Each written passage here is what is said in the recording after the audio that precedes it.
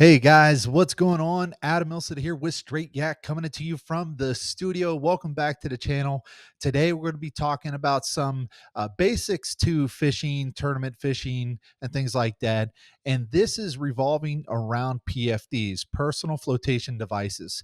Okay, so it's super important that we talk about this before we even get into anything revolving around tournament fishing, baits to use, and stuff like that, because obviously it revolves around safety. um, you got to stay legal on the water, but you more importantly have to stay safe. And when we're getting into kayak fishing, boat fishing, things like that, you guys have to take in an account your safety as well as the safety of other people out on the water. And that obviously revolves around personal flotation devices. So I've got a couple of PFDs to show you as far as options that you guys can use while you're out on the water. We're going to talk about the pros and cons of these. And then obviously, we're going to talk about why you need to wear them. But real quick, we're going to jump into an intro and then we're going to dive into the PFDs, pros and cons here on Straight Yak'd.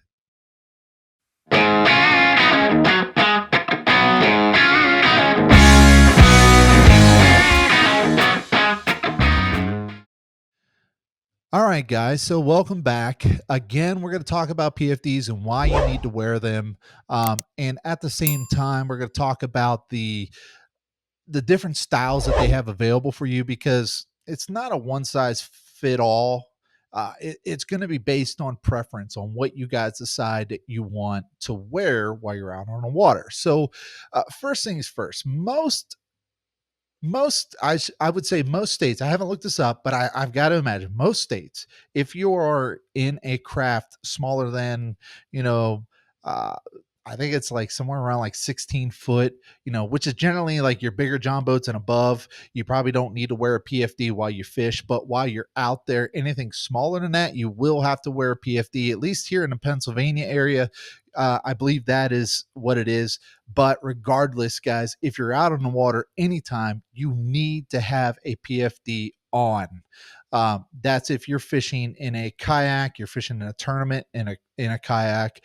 If you guys are boat fishing, generally with the boat fishing side of things, if you are utilizing your actual stern mounted motor, um, if you are using that while you're moving, you will normally have to wear that PFD as well as a kill switch. But when you're done obviously using that, you switch to your trolling motor, you can take that thing off, just like the big Bass Pro Tour guys do. That's basically the gist of it. But for kayak fishing, you got to have PFDs, and here's the reason why. There are so many stories, even from last year and the year before, of individuals who have been capsized or thrown overboard or have fallen in, whatever, between cold water, between swift water, between even rising water that's happening from floods and things like that. And you have these things called strainers. I mean, that's a whole nother spell of things to kind of keep in your mind. But there are so many stories where you're hearing about rescue teams, search and rescue teams are looking for a capsized kayaker. And there's so many to come to mind. And one recently that the actual kayaker was wearing a PFD, and we'll talk about that. Unfortunately, it still was bad news for that kayaker. But there's so many stories out there of guys just going overboard, not doing what they're supposed to be doing, not wearing the PFDs. You got them, wear them. They're so important to wear. But even then, they can also be a huge, useful tool. Okay. So, why do we wear PFDs? Was obvious. You don't know what's happening when you head out on the water. You don't know how your body's going to react to changing environments. Anything can happen while you're out on the water. And you go overboard, you add in a whole nother obstacle of the simple fact that you can't breathe underwater. And so let's just take into account, let's say for some ungodly reason, you uh, faint, you have maybe a heat related issue, and you go overboard and you're unconscious. I'm sorry to say, but if you're unconscious and you hit that water, you're going to be drowning. And a lot of the times, probably, I, I don't want to make an estimate on a percentage of people who go overboard without PFDs that could have survived, but I like to say it would be probably around the 90 percentile of people who actually go overboard having PFDs on and would actually be able to get themselves out of that scenario or be rescued. But when you go and you don't wear it and you fall in because who knows what happened to you, you just add in a mix of not being able to breathe on the water, and the survival rate obviously is none. I'm sorry, if you go underwater, you're not going to survive. I mean, unless somebody gets to you within 5 or 6 minutes and is really good at CPR and can resuscitate you, the chances of your survival just absolutely go straight down. And so you owe it to yourself, but also the people who love you and the people who care about you. If you're fishing in a tournament, you owe it to the director. You owe it to your fellow competitors. You also owe it to the search and rescue team who could be utilizing their services elsewhere, but instead are trying to locate your body. And unfortunately, I hate to say it, that people who go overboard on a kayak, canoe, whatever, who don't wear personal flotation devices, they do find the bodies a lot, but I hate to say it, most of the time when they do find the bodies, that body has been in the water for 2 3 weeks straight. And what happens, if you guys have ever talked to any search and rescue people who have actually found bodies in the water, they find them when they're floating. And if you're floating, that means that your body has swelled up with the water to the point that you are completely unrecognizable. Um, your skin starts falling off your bone. It's a terrible situation for not only the rescuers, but also your friends and family who, okay, if God called you home that day and that was the plan, at least give them an opportunity to see your loving face, to see you open casket, funeral, whatever it may be. But you got to take into account, guys, this isn't just about you. Of course, if it was just about you, just like with seatbelts, I don't care about me. My salvation is secured. That's fine if you want to play those cards, but it's the people here on earth still who care about you, who need to at least have some, at least have some respect for them. Okay. So one of these scenarios where an individual did have a PFD on, who ran into a scenario that we talk about, you don't know what's happening with your body, was just actually recently, and just, I'm gonna keep, his name is Ryan, and this was very recent, and the speculation is still out, the investigation is still ongoing, but he was in a tournament, and unfortunately, um, must have had a health issue. Something happened, whether or not he had a massive heart attack, a brain aneurysm, um, we don't know, but he went overboard. But because he was in a tournament and he was following the rules, he had his PFD on. They found his body. They unfortunately found, his kayak, and understood that there was somebody overboard, and went out and found the body and started resuscitation process with the medics and things like that. Unfortunately, we don't know what happened. He was still unresponsive, and unfortunately died. He died doing something that he loved, which is amazing. Great way to go. But the thing about it too is the paramedics actually had an opportunity to try to resuscitate this person. And God bless his family and friends. I don't know what that's like, but that's just goes to show you guys, you have no idea what your body is going to do. So that's why it's so important to wear the PFD, because you have no idea what's going to happen. All right. And so, anyways, kind of doom and gloom. I want to get out of that and tell you again another reason why that tournaments require you to wear PFDs while you're out on a kayak is because it's an assurance policy. A lot of people don't know this, but in order to get the permits to be able to fish a public water, which is given by the Fish and Game Commission, they require you to have or carry an insurance policy on your competitors. That insurance policy must uh, be effect must carry, obviously a price point, and in order to have that permit, you got to follow all the rules within that insurance policy. And one of the biggest rules is that all competitors will wear a PFD. If there is a situation where the insurance policy is dinged them on competitors not wearing PFD, maybe they unfortunately had a bad accident, the fishing game has the right to deny them the permit to be able to hold that tournament. So now you don't have a place to compete. So help out the tourney directors, help out their program, help out their the other competitors who want to compete. Make sure you wear your PFD, stay legal, stay safe, and adhere to all the tournament rules. All right.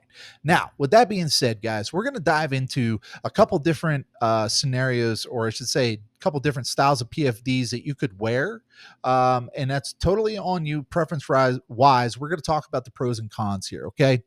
So, first things first, there are a number of different PFDs out there that is Coast Guard approved. Okay, they range from self-inflating, manual inflating, uh, boat style, very generic, bulky life vests is what I like to call them. You also have hip PFD waders or PFD life vest, self-inflating, manual inflating. Okay, so there's a ton of different options out there. Um, the two that I recommend are obviously the auto self-inflating and the fishing style PFD. If you want to go the route of literally wearing a big orange bulky life vest, fine. Okay, that should be your last case scenario, but you guys understand why that would be a con. Okay, so down below I've got both of these that I'm going to show you here. So the first one I'm holding up right here is a self-inflating PFD. This one here, there's a lot of pros and there's some cons, and I'm going to talk about them. Okay, but inside here is a CO2 cartridge, and there's also a uh, correct me if I'm wrong, something called a bobbin that actually causes or it actually takes in water that allows the basically the CO2 cartridge to go off. Okay, because it's under pressure. There's a spring, and it'll release when that bobbin actually gets water, and that spring will shoot up and pierce the CO2, causing this to expand, and it expands around your neck region. Obviously, this thing is going to be It'd help if I wore this more often. I don't, but I got it just in case. Okay. This is how this is worn. You clip that together. The PFD, when it's submersed, will automatically inflate and will create basically a flotation device around my neck, keeping my head above water. Okay. Now, the other one is one that I like, is the one I use all the time. And this is just your fishing style PFD. Um, this is a Stohlquist. It's a brand that a lot of people use. NRS makes a good one. Okay, so there's a ton of different brands out there, and this one obviously is just worn like a regular vest. Okay, and so this is the one that I like to wear a lot. Again, it's on preference, and let's talk about the pros and cons. All right, getting into your self-inflating. Okay, I do suggest, and I'm not sure what it is with the tournaments, if they say that you can use a manual or not. I don't suggest you use a manual PFD. Okay, so a lot of times these are only manual, which they'll still have the CO2 cartridge, but they don't have that piece that actually signal or will actually signal to the rest of this PFD to inflate when it's submersed. So a lot of times, if all you have is a manual, you have to be conscious to be able to pull that, and you don't know what your body's doing. So that's why I always suggest you guys go with a auto self-inflating. The other one that you could use is a hip one. They do make hip ones that are self-inflating, but the hip style ones, I'm gonna tell you, has gotten some people. It's not in trouble because it's approved, but it does kind of bear mentioning because a lot of guys will wear these in tournaments and it looks like they're not wearing a PFD. And so they'll call it, the other competitors will call the tournament director, will relay the info over to them. They'll call that competitor up. Hey, are you wearing a PFD? They'll say, yes, it's a hip one. There's just a lot of different things that go into play. You don't necessarily have to put the tourney director in that mindset or in that position where he has to call or basically try to call you out for not wearing a PFD. I like a PFD that other competitors can see. Okay, so don't use the hip one. Also, at the same time, when it's strapped to your hip, if you were to go overboard, it self-inflates. You're still underwater because it's not keeping your above your head above water. Okay, so just keep that in mind. But anyways, pros of this. First things first, the biggest pro in a self-inflating PFD is simply it is just low profile, comfortable, not bulky. It's easy to move around. Okay, this thing is basically it's just like you're wearing a necklace. It's super comfortable. You hardly feel it while you're out on the water. It's freeing. Okay, so you can move around quite a lot and not be feeling sort of cumbersome. All right. The other one, and this kind of goes into that bulkiness, is the fact that you can store these pretty effectively. You can store these in your hatch in your kayak. You can store these under your truck seat while you're in transit. These things. This is why a lot of the pros wear these whenever they are moving using their stern motor. Okay, but this is a great option to be able to store away and not take up a lot of room.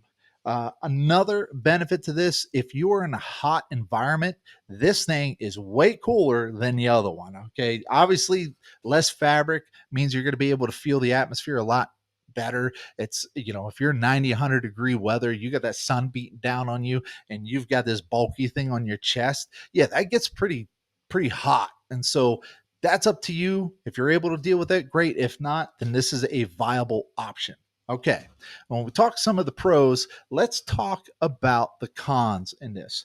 First thing first, the cons is the whole benefit to the self-inflating portion of this, which is if I was to not be in a very let's say I'm not in a situation where it's life threatening. Okay, I can think of a number of things. I've known guys who have put their kayak in on a ramp and we're on a slippery ramp and had this on while they're on solid ground, had slipped, fell in the water. This thing inflated, and the next thing you know, you can't use this because unless you have a recharge kit. Okay, if you don't have another CO2 to go in this self-inflating PFD, you are out of luck. You're either not going to be able to fish or you're going to have to find a different alternative. Okay. So I even known guys who have said, I haven't seen it personally, that these will go off in really like monsoon weather type situations when you're just dealing with a lot of rain coming down. That little bobbin on the inside will get wet, and then this thing would ignite and actually not ignite. It would inflate. All right. So that is definitely probably the most con to using these self-inflating PFDs. The other con to this is if you were to set these things off, the recharge kits are pretty expensive. I want to say they range from anywhere from $50 to $80 a piece, depending on your brand, what you get with this.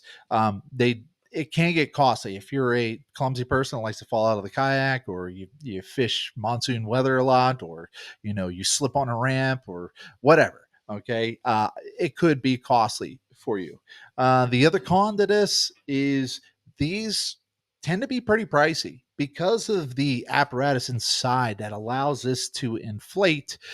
There's quite a bit of technology that goes into this, and in order for them to be able to get obviously make money on building this product for you, these will range for anywhere from the cheapest I've seen a self-inflating, not a manual, but a self-inflating is roughly around $115 and upwards to $250 just for a flotation device that could just randomly go off sometimes. Okay. I haven't seen that personally, but again, rain, slipping in on a ramp, whatever. Trying to think if there's any other cons that are coming to my mind, but those two right there are just, for me personally. I very rarely use this. I'll use this if I am in a very hot environment where I don't need the other PFD in the pockets and things like that, and I'm going sort of on a, you know, I, I don't know, just trying to be limiting on my stuff that I carry on my kayak and trying to be as free as possible and cool as possible. These obviously will come in handy. And then if I am out, obviously fishing a boat tournament, okay, I'll have this on while we're motoring around. But yeah, definitely a viable option.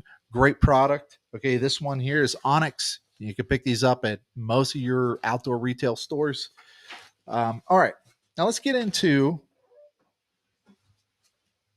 what I like to wear, which is, these are your fishing style PFDs. Okay. I'm pretty sure you could probably just Google that and you'll come up with a number of different brands. Again, this is Stohlquist. You also have NRS. You have, oh, I can't think. There's so many other brands out there. I think Extra Sport makes some. But, anyways, definitely my preferable way to stay legal and safe in a kayak. All right. So I'm going to give you the pros to this guy. The first pro that I'm going to say is one of the ones that I love the most is that I believe that the PFD is actually a part of your tool set.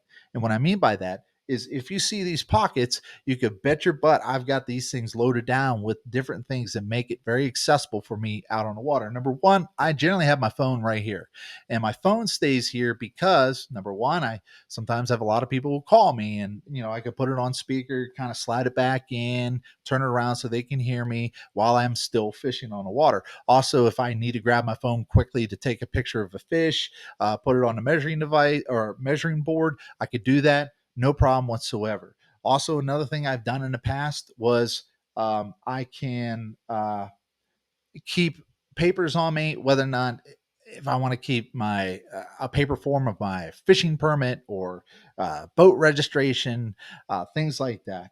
Another reason why I like these pockets is I can also throw baits that are generally like weak baits, Senkos, Kitech swim baits, whatever, that just the fish are just tearing up all the time. I can just keep them right there. I can just grab them, throw it on the hook, and keep fishing. I also keep other stuff in here, like my uh, power pole remote. So this is definitely 100% a big part of my tool set. Okay. The other thing that I like about this, which is generally the con and the self-inflating, was the simple fact that if I was to fall overboard, be in monsoon weather, if I was to slip at the ramp while this thing is on, it obviously doesn't inflate. Okay. It's just already there. And all I got to do is jump back in a kayak and I can still fish safely and legally. Okay. Um, that is a huge thing for me because I'm a bit clumsy too. All right. And so if there is a chance that I do fall overboard or I wind up in a scenario where I get a jump or something like that, maybe I'm not in a life and death situation. One of the scenarios that I can think of is if you're wade fishing, and you got that boat tied off to you, and you're moving your way up a creek or a river. I guarantee you're going to slip about 100 times in a day. Okay. And one of those times you're probably going to go down. And if you got that thing on, the self inflating one, yeah, it's going to just be miserable. You can either fish with that thing all bulked out on you, or you're going to have to stop fishing. Okay. This, I've fallen while this is on, just get back up and I'm good to go. All right. So, um, and that's primarily the biggest advocate for me wearing this versus a self-inflating.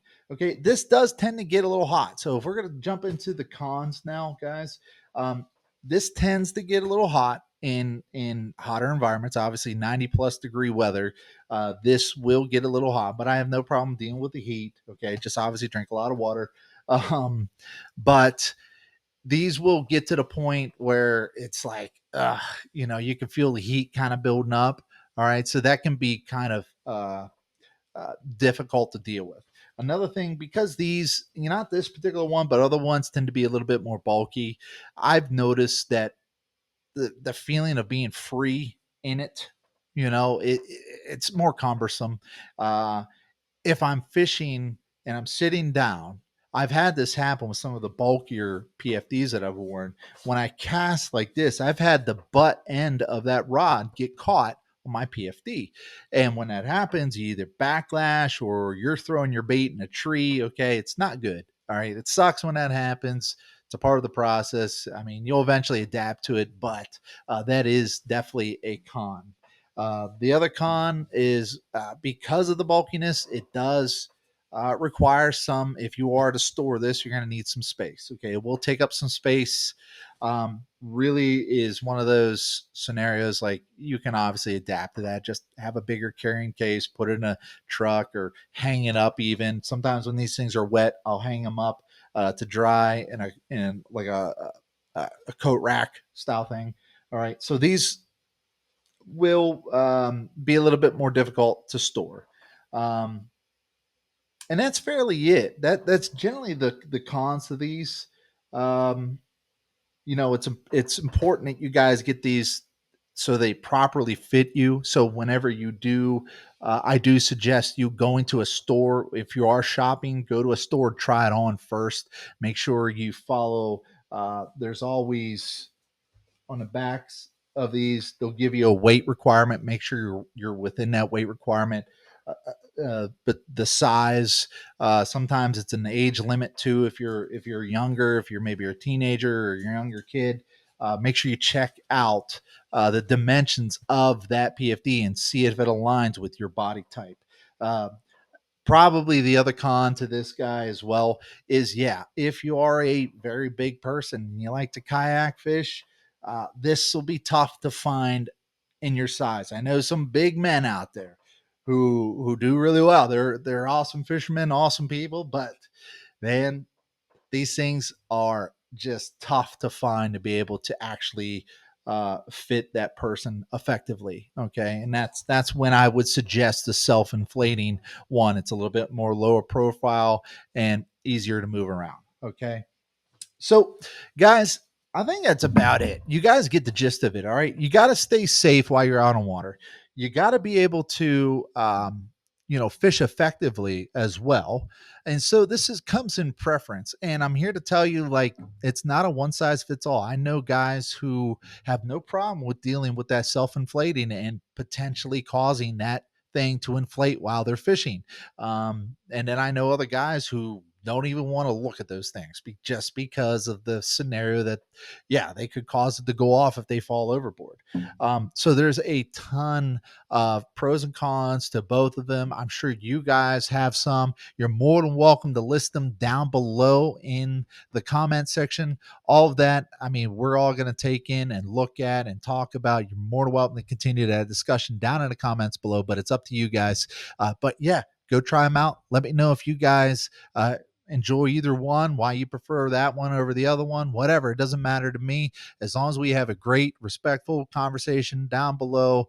Yeah, I think I've talked enough about this. That is PFDs, pros and cons, and why you should wear them when you're on a kayak, guys. Thank you so much to everybody that's subscribing to the channel. If you're brand new, please hit that like and subscribe button down below. But without further ado, hopefully you get out on water, get yacked. Thanks for watching. Straight Yacked.